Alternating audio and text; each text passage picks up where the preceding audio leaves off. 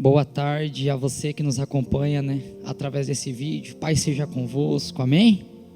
Mais uma vez estamos aqui na presença do nosso Deus para trazer uma palavra, que o Espírito Santo possa ministrar em sua vida através da palavra do nosso Deus, amém?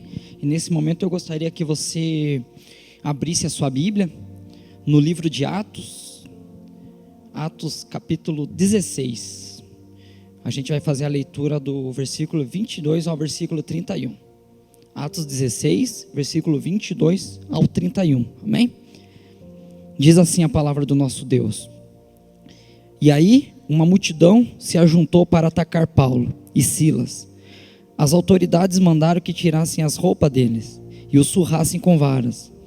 Depois de baterem muito neles, as autoridades jogaram os dois na cadeia e deram ordem ao carcereiro para guardá-los com toda a segurança. Depois de receber essa ordem, o carcereiro os jogou numa cela que ficava no fundo da cadeia e prendeu os pés deles entre dois blocos de madeira. Olha o versículo 25, que interessante. Mais ou menos à meia-noite, Paulo e Silas estavam orando e cantando hinos a Deus, e os outros presos escutavam. De repente, o chão tremeu tanto que abalou os alicerces da cadeia. Naquele instante, todas as portas se abriram e as correntes que prendiam os presos se arrebentaram. Aí o carcereiro acordou. Quando viu que os portões da cadeia estavam abertos, pensou que os prisioneiros tinham fugido. Então puxou a espada e ia se matar. Mas Paulo gritou bem alto: Não faça isso, todos nós estamos aqui. Aí o carcereiro pediu que lhe trouxesse uma luz, entrou depressa na cela e se ajoelhou, tremendo, aos pés de Paulo e Silas. Depois levou os dois para fora e perguntou: Senhores, o que devo fazer para ser salvo? Eles responderam: Creia no Senhor Jesus, você será salvo, você e as pessoas da sua casa. Amém? Pai, fala, Pai, aos nossos corações através da tua palavra, Pai. Em nome de Jesus, amém. Nós vamos analisar esse texto. Esse texto é um texto tremendo. E a palavra do nosso Deus, ela relata que Paulo e Silas estavam pregando a palavra de Deus. A palavra nos mostra que eles estavam desenvolvendo missões do reino, estavam cumprindo com a sua vocação. Isto porque eles eram servos fiéis, isso porque eles eram cheios da unção de Deus, eles eram destemidos, ousados, obedientes. E a palavra também nos relata que, em consequência, de estarem pregando a palavra, da sua obediência, do seu amor e dedicação, a palavra nos diz o quê? A Bíblia nos diz que a multidão se levantou contra eles, E quero abrir um parênteses aqui para explicar o motivo, da prisão de Paulo e Silas, Paulo e Silas, eles estavam pregando na cidade de Filipos. E em certo momento, veio ao encontro deles uma moça. E essa moça, ela estava dominada por um espírito maligno, e esse espírito fazia adivinhações através daquela moça, e ela era escrava, e os seus senhores ganhavam muito dinheiro através das adivinhações dessa mulher. E a Bíblia também nos relata que em certo momento Paulo se aborreceu com aquela situação, com aquela mulher fazendo adivinhação, virou-se para ela e expulsou aquele espírito maligno em nome de Jesus. E a Bíblia nos relata que no mesmo instante aquele espírito saiu daquela moça, e consequentemente ela não poderia mais fazer adivinhações, e isso deixou os seus senhores irritados, porque eles não iam mais lucrar com as adivinhações daquela mulher, e eles incitaram a população contra Paulo e Silas, as autoridades. E a Bíblia nos relata que as autoridades daquela época os humilharam, maltrataram eles, eles foram espancados, açoitaram eles, foram levados para a prisão, como a Bíblia nos relata. E depois de tudo isto, a Bíblia, ela relata aqui no versículo 25. A palavra de Deus, ela nos diz que depois de toda a humilhação que eles enfrentaram, perto da meia-noite, o que eles fizeram? Eles oravam e eles cantavam a Deus. E nesse momento eu pergunto a você, o que nós faríamos no lugar de Paulo e Silas, se nós tivéssemos enfrentado tudo aquilo que eles enfrentaram? Será que depois nós iríamos orar e cantar a Deus? Se basta pisar no nosso dedinho que já saímos soltando os cachorros para cima de todo mundo, basta alguém discordar da gente, a gente já sai maldizendo. Basta levar uma fechada no trânsito, a gente já fica irado, né? Somos murmuradores por natureza, murmuramos por qualquer coisa, não é verdade? Qual seria a nossa reação numa situação como essa? E talvez você não tivesse a mesma reação que Paulo e Silas.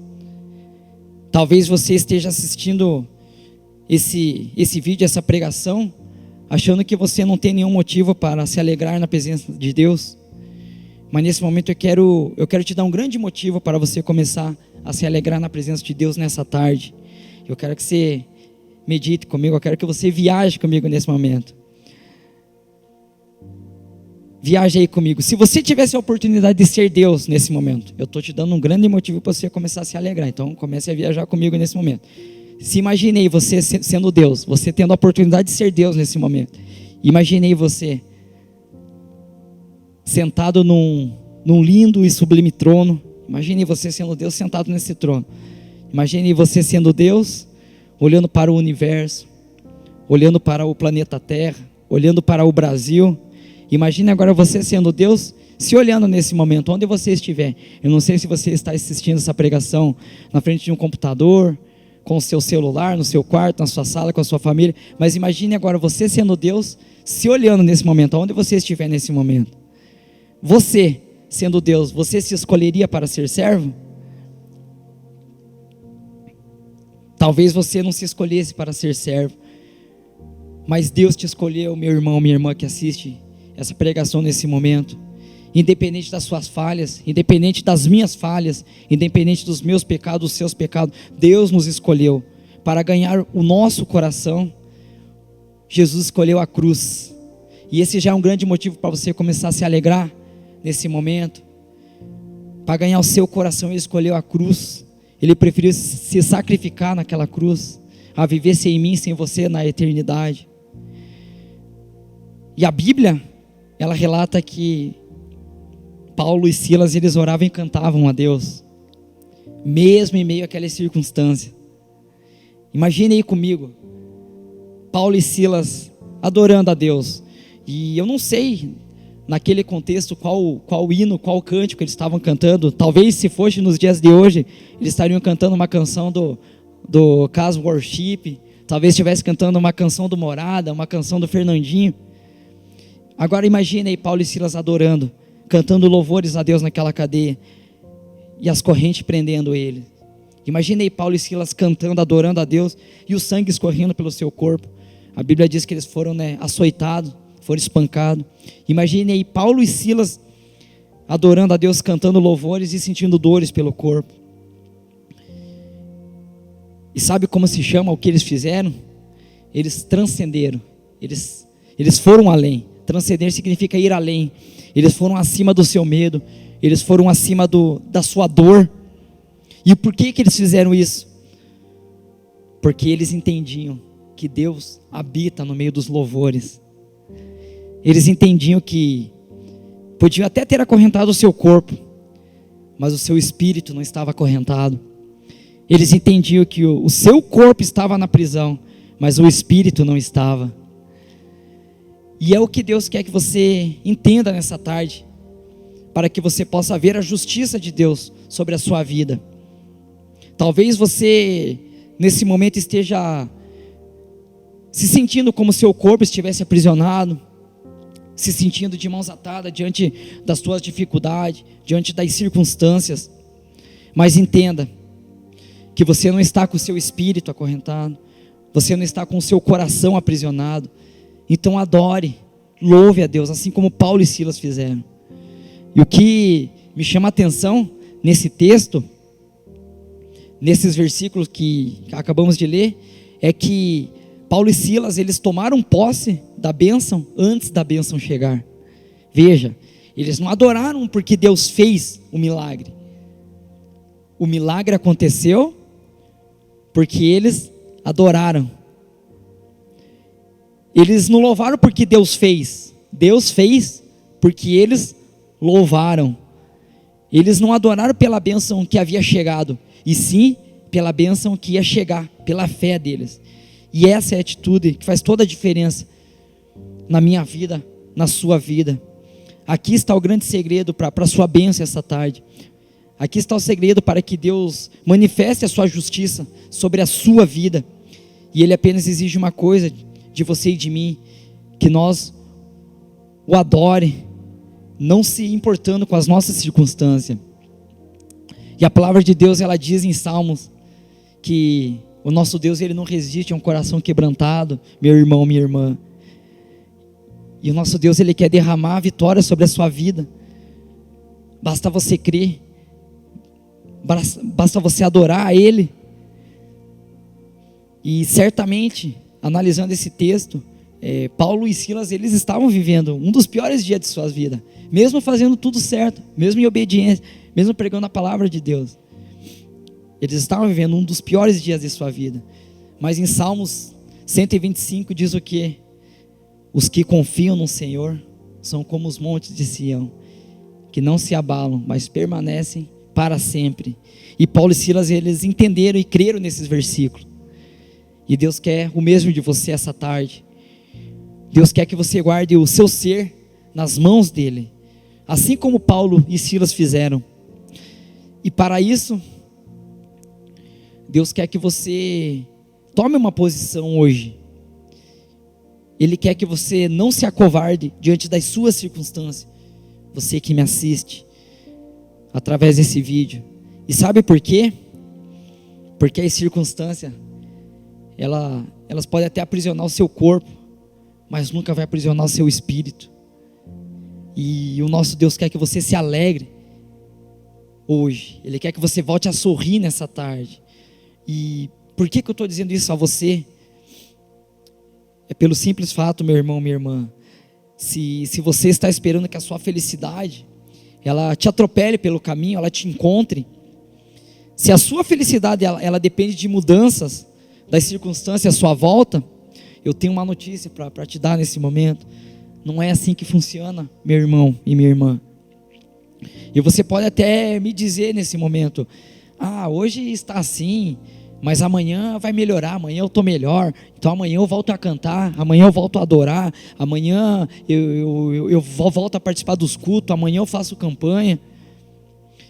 Não se engane, meu irmão.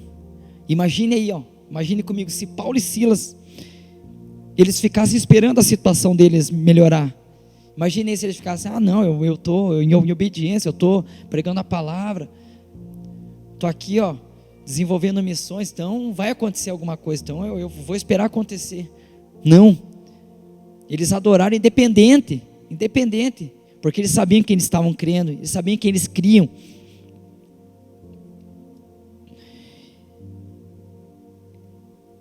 E se eles talvez agissem da maneira que muitas vezes a gente tem costume de agir, esperando as coisas acontecer, talvez eles não vivenciassem, eles não presenciassem a justiça de Deus sobre a vida deles, como foi relatado em Atos 16, a partir do versículo 26.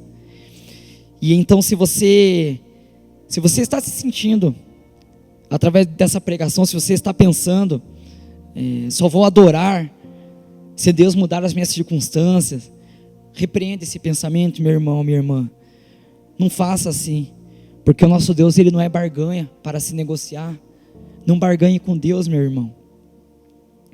Então, se você tem adorado mais as mãos de Deus do que a sua face, se você tem adorado mais as bênçãos de Deus do que o Deus das bênçãos, mude de atitude hoje, e você vai ver a glória de Deus em sua vida. Busque primeiro o reino de Deus, e as demais coisas lhe serão acrescentadas. A Bíblia nos ensina isso. Deixe a Deus ser o centro em sua vida, e a justiça de Deus será acrescentada sobre a sua vida. E Deus quer estar no centro da sua vida nesse momento. E o nosso Deus, Ele sabe quando Ele é o segundo, quando Ele é o terceiro, quando Ele é o 10º, quando Ele é o último. E Ele quer ser o primeiro na sua vida nesse momento, nessa tarde. Ele quer que você esteja no centro da sua vontade, para que você possa entender que a bênção de Deus, ela não se resume, a bênção de Deus, ela não se apequena apenas a mudanças de circunstância, meu irmão, minha irmã. Nem sempre a bênção do nosso Deus é derramada sobre nós, mudando nossas circunstâncias. A bênção do nosso Deus também é derramada mudando nós, para que nós possamos encarar as nossas circunstâncias de um modo diferente. Paulo e Silas, eles entenderam que no mundo eles teriam aflição, mas era para eles ter bom ânimo, porque o Deus que eles serviam havia vencido o mundo, e eles também iam vencer. E esse Deus, ele vai trazer vitória sobre a sua vida também. Então não caia na conversa do diabo, porque o Deus que você serve, meu irmão e minha irmã, é um Deus de justiça, é um Deus que livra, é um Deus que liberta, é um Deus que restaura, que restitui. Creia, basta você crer. E para encerrar essa pregação, eu gostaria de compartilhar um testemunho com vocês. Em certo momento da minha vida, eu estava passando por uma aflição muito grande. Não que hoje a gente não tenha lutas, mas naquele momento era algo muito pesado que eu estava passando. Mas eu estava ali, eu estava chorando aos pés da cruz, estava ali, né, sofrendo, estava em aflição, mas estava ali, né. E o diabo já estava cantando vitória sobre a minha vida, né, porque o diabo é assim, ele é sujo. E certo dia ali, mesmo fraco, mesmo em pedaço, eu resolvi assistir uma pregação, e Deus me tratou de tal forma através dessa pregação, meu irmão e minha irmã, que eu podia sentir a presença de Deus agindo em minha vida. E quase no final dessa pregação que eu assisti, o pastor, ele falou uma frase que para mim foi uma confirmação da bênção de Deus sobre a minha vida, da vitória de Deus sobre a minha vida, né? E o pastor, ele falou bem assim: o diabo, ele é tão ansioso em te ver morto, que basta apenas um sinal de fraqueza, que ele já começa a te enterrar, ele já começa a jogar terra sobre você. E é bem assim que o diabo age mesmo. Quando a gente está em dificuldade, geralmente a gente demonstra a nossa fraqueza, e é tudo que ele quer, para começar a te enterrar, para começar a te minar, para começar a te afastar dos teus objetivos, dos teus sonhos, dos teus projetos, da presença de Deus. E assim como Deus, ele me reposicionou através desta pregação, Deus também, ele quer te colocar de pé nesse momento, nesta tarde. E talvez você se identificou com essa situação. Eu quero te dizer que Deus, ele quer soprar vida sobre você. Deus, ele quer te colocar de pé. Deus, ele quer te moldar nesse momento. Ele quer te reposicionar também. Mas precisamos entender que a bênção de Deus também é derramada mudando as nossas atitudes, para que nós possamos encarar as nossas circunstâncias de um modo diferente. E Ele deseja que você deixe Ele ser o centro em sua vida. Ele deseja ser o centro em sua vida, para que Ele possa te restaurar nesse momento, para que Ele possa te libertar, enfim, te fortalecer nesse momento de dificuldade, diante das tuas circunstâncias.